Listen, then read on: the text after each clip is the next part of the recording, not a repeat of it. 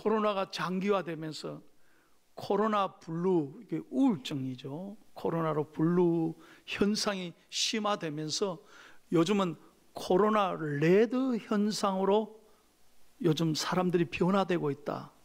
그러면 코로나 레드가 뭐냐? 아주 사람이 분노한다는 거예요. 코로나 앵그리 현상이라는 거예요. 굉장히 조급하고요, 참지 못하고 건드리기만 건드려봐라. 그래서 폭발한다는 거예요. 어제 아침에 뉴스 보니 서울 강동구에 있는 40대 고객이 마트에 물건을 사러 왔다가 그만 마스크를 아마 안 끼고 왔는 모양이에요. 그러니 알바하던 학생이 왜 마스크 안 쓰고 왔냐고 나가시라고 그러니까요. 그냥 이분이 화를 내고 막 폭언을 하고 난동을 부리면 그 물건 다 때리 부셔버리고 김밥을 그 얼굴에 던져버리고 말이죠. 난리가 났는 거예요. 사람들이 느닷없이 짜증을 내고 신경질을 부리고 화를 낸다는 거예요. 그만큼 우리가 요즘 스트레스 충만이라는 거예요. 스트레스 충만. 오늘 찬양대로 생명의 은혜가 충만해야 되는데 요즘 너무 힘드니까 스트레스 충만이라는 거예요. 게다가 요즘 우리 대한민국 국민들이 산불 현상으로 너무 어렵게 살아가고 있다 그래요.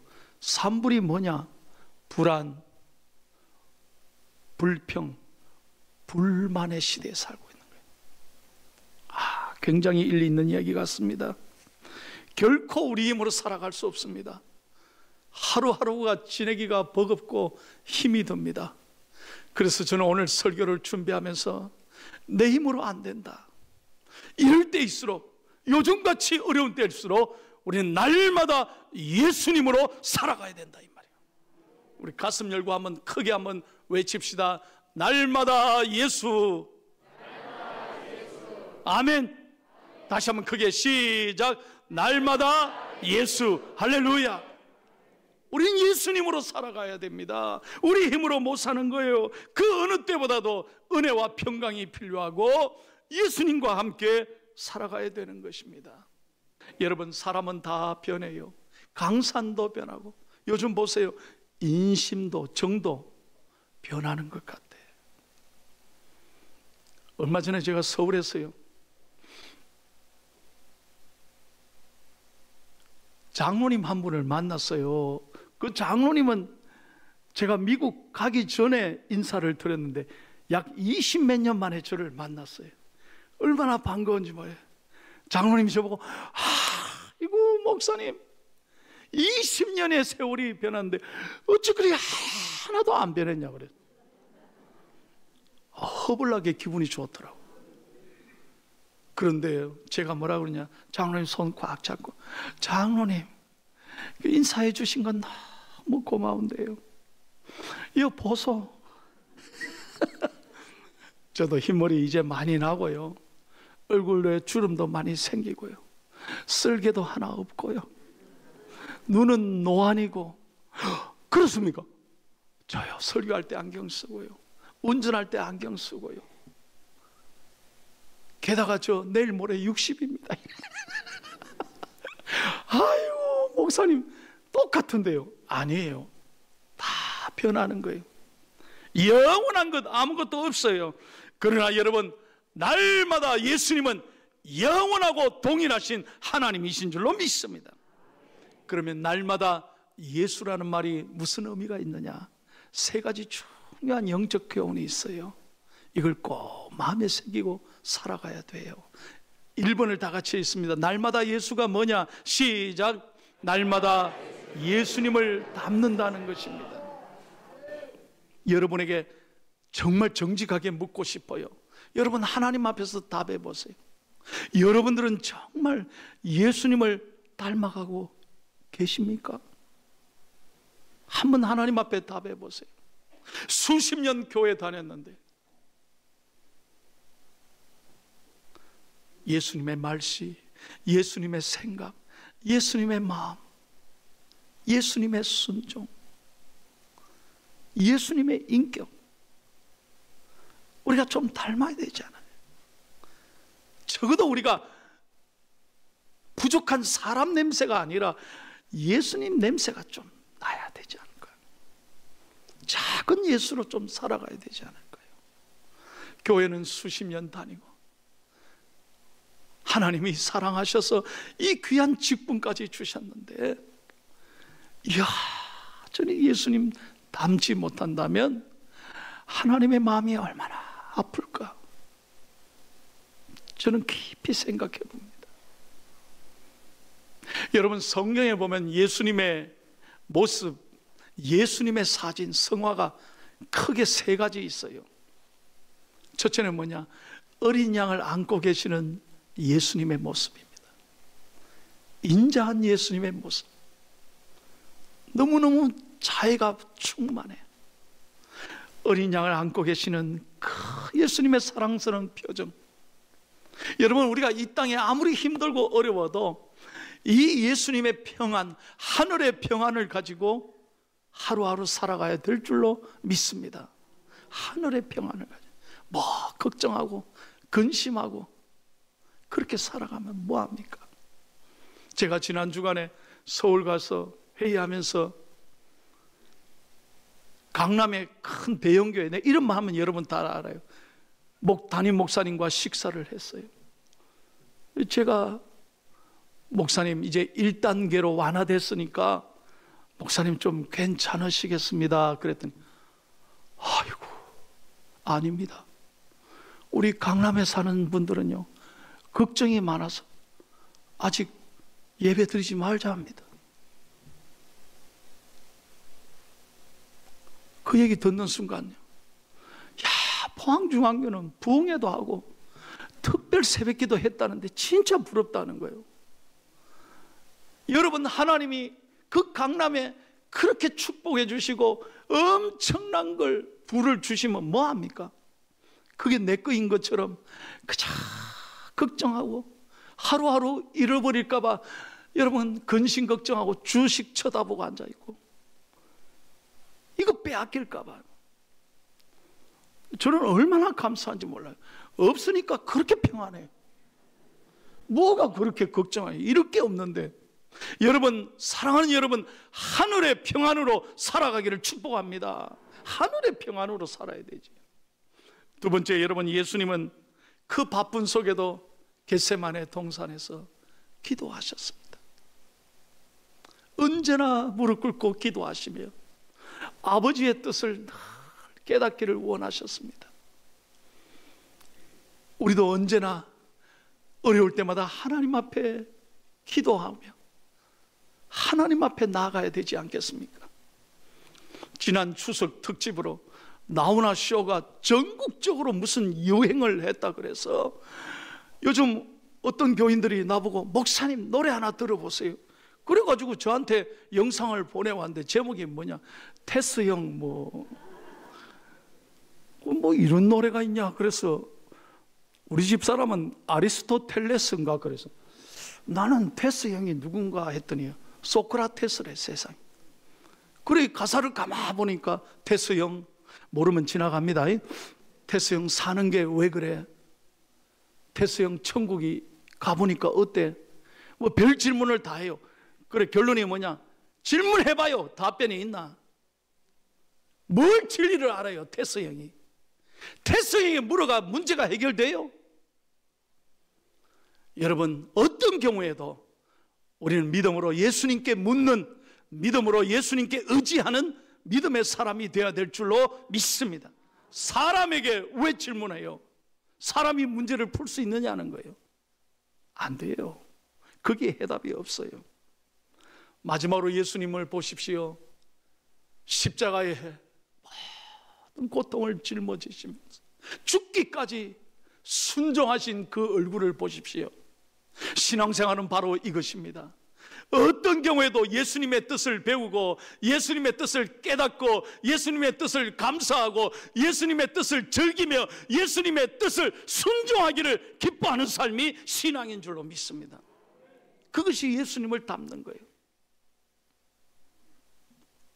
여러분에게 어떤 고난이 있습니까? 어떤 아픔이 있습니까?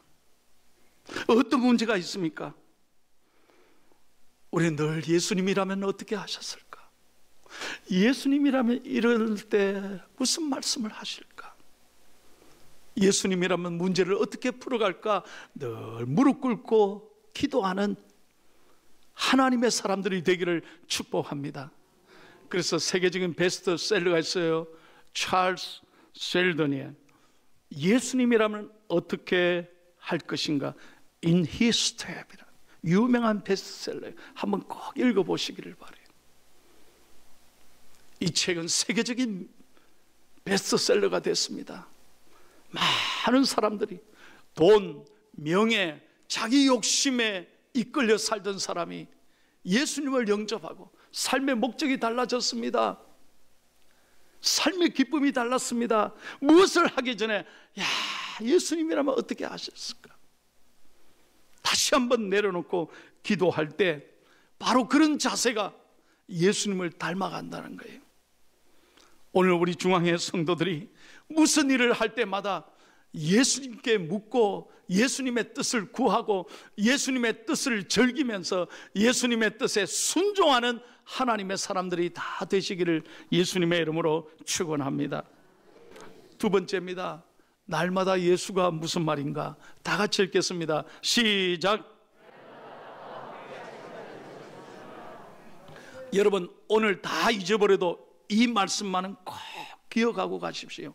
한번 따라합시다. 날마다 예수님이 나와 함께 하십니다. 믿으시면 아멘. 다시 한번 믿으시면 아멘. 이게 신앙입니다.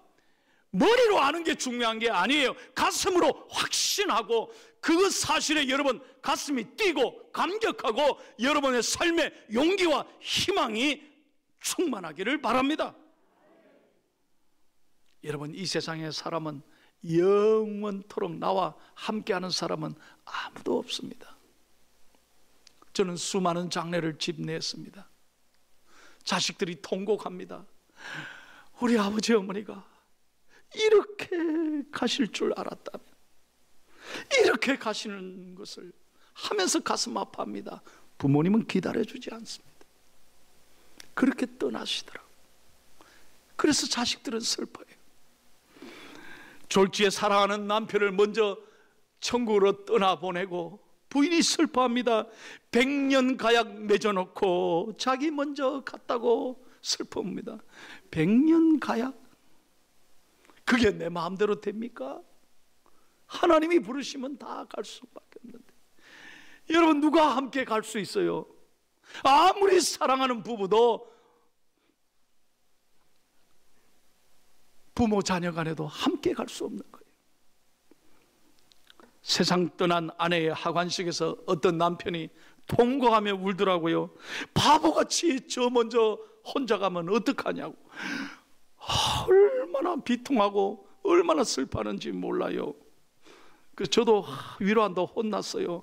얼마나 부부 사이가 좋았으면 저렇게 울까 그랬는데 1년 만에 새 장가 가더라고요. 아이고 참, 여러분, 믿을 게 아니에요. 제가 봤다니까요.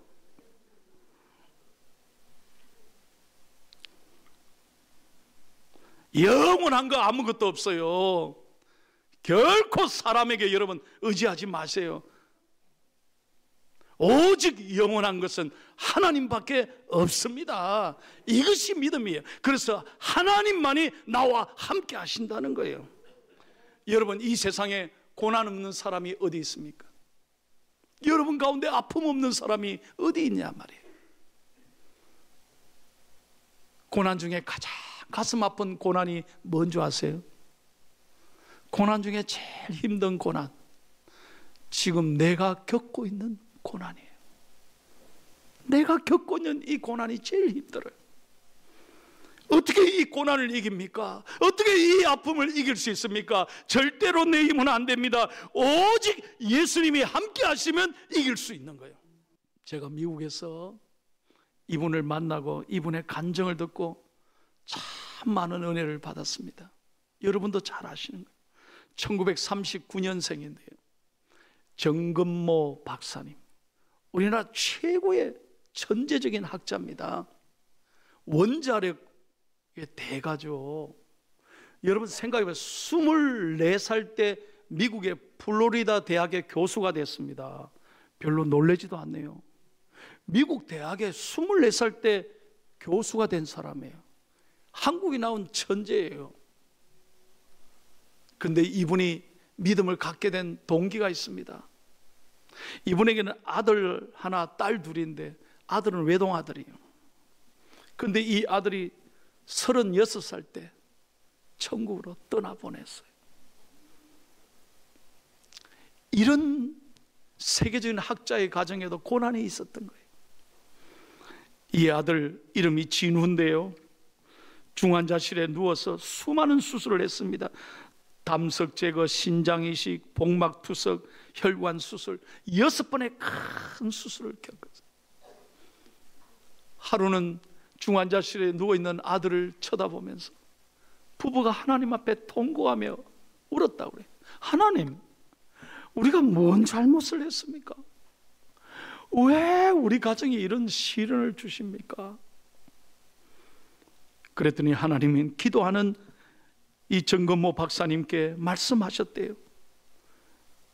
너는 네 아들에게 진짜로 감사해라. 네 아들이 아니면 네가 나에게 이렇게 기도하겠느냐?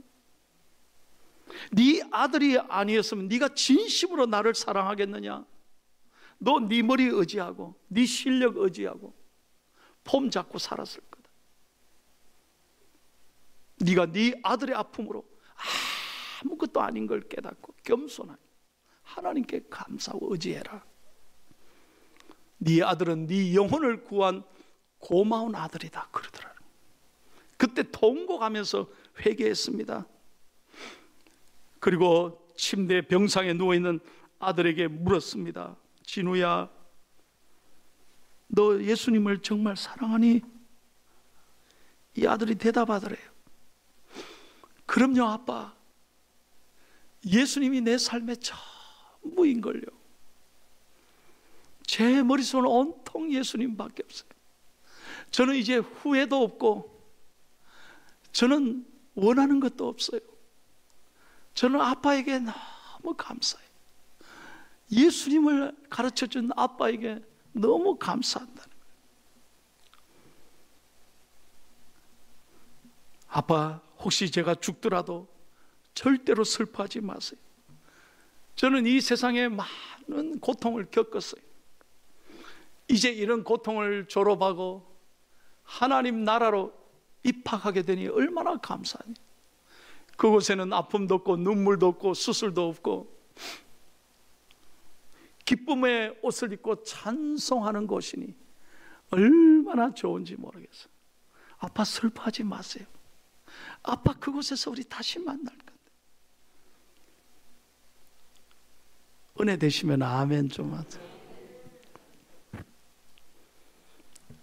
그 순간에 이 부부가 하나님 앞에 회개하고 통곡하고 하나님만 의지하고 지금까지 믿음으로 살아가고 있는 거예요.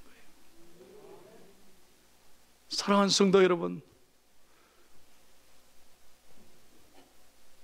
세상 아무것도 아닙니다. 세상을 부러워하지 마십시오.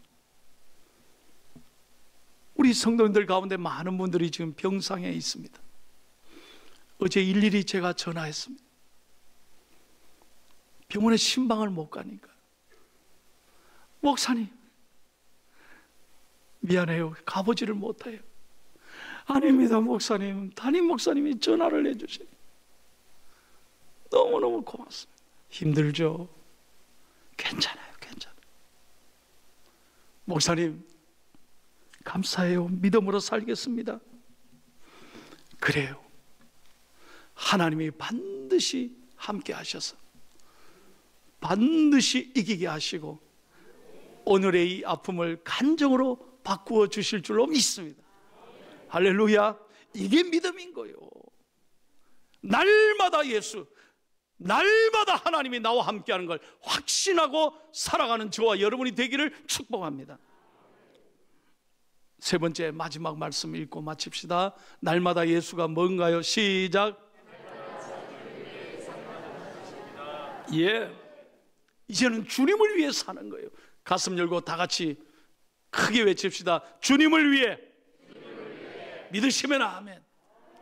여러분, 지금까지 우리는 누군가를 위해 살았습니다. 부모님을 위해 살고, 아내를, 남편을 위해 살고, 가족을 위해 살고, 자식들을 위해 열심히 살아왔습니다.